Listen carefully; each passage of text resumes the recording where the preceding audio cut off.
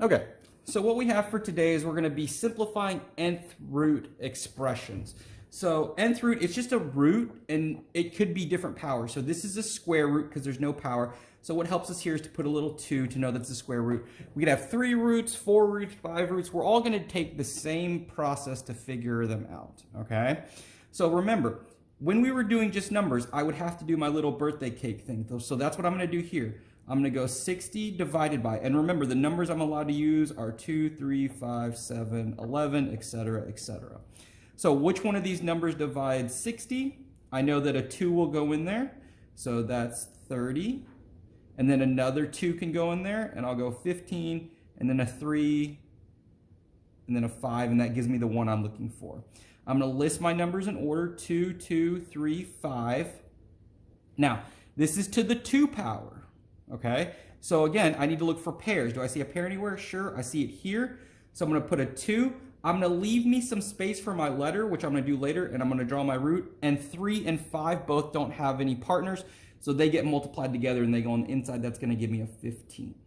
Okay, now to deal with the letter, there's 2 ways I want you to do it. So the first way to do it is we can simply ask, how many times does 2 go into 9? Well, 2 goes into 9 4 times. So however many times it goes in, that's how many go on the outside. The next question is, well, what's the remainder when I divide 2 into 9? When I divide 2 into 9, it goes 4 times. That's 8. There's 1 left over. That's how many go on the inside. Z to the 1. So that's how many goes in the inside.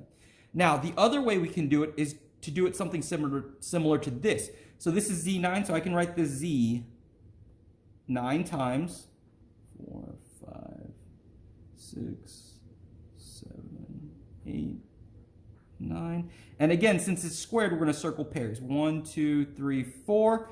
How many circles do we have? 1, 2, 3, 4. That's why Z to the 4 goes on the inside, or sorry, it goes on the outside. How many didn't get circled? 1. That's why Z to the 1 goes on the inside. So either method that you want to use is perfectly fine. It's whatever you feel more comfortable with. Okay? So now I'm going to do this problem, the cube root of 24, x to the 5th, y to the 6th, okay? So here we go. So we got 24, and I'm going to do my division. Which one of these numbers goes into 24? Well, I got a 2, so 24, that gives me 12. I can go another 2, that gives me 6. I can go another 2, that gives me 3, 3, and 1, and that's the one I'm looking for. And I'm going to line these all up, 2, 2, 2, 3. And now again, since this is to the 3rd power, this is a 3rd root, I have to look for triples, sets of triples. Well, I see a set of triple 2s right here, okay? So again, that's going to go on the outside. 1, 2 is going to go on the outside because I got 1 circle of 2. What didn't get circled, this 3, that's going to go on the inside. And again, I left myself some room because I know I'm going to have some x and y stuff, okay?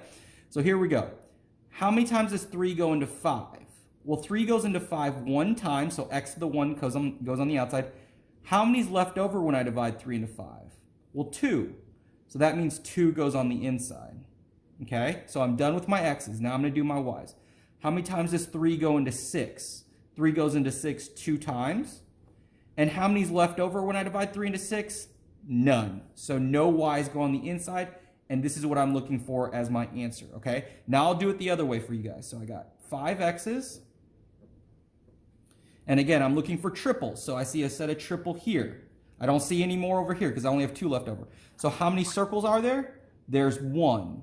How many were uncircled? There's 2. Okay? Now I'm going to do my y. So I got 6 of those. 4, 5, 6. So again, look for a triple. Look for a triple. How many circles do I have? I have 2. How many uncircled? None. Okay? And that's how I'm going to do that. So remember, you have to look here to figure out how many sets you're looking for. If there's no number, it's a squared, you're going to look for pairs.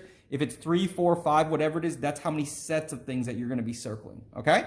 And that's what we got for today. Let's go.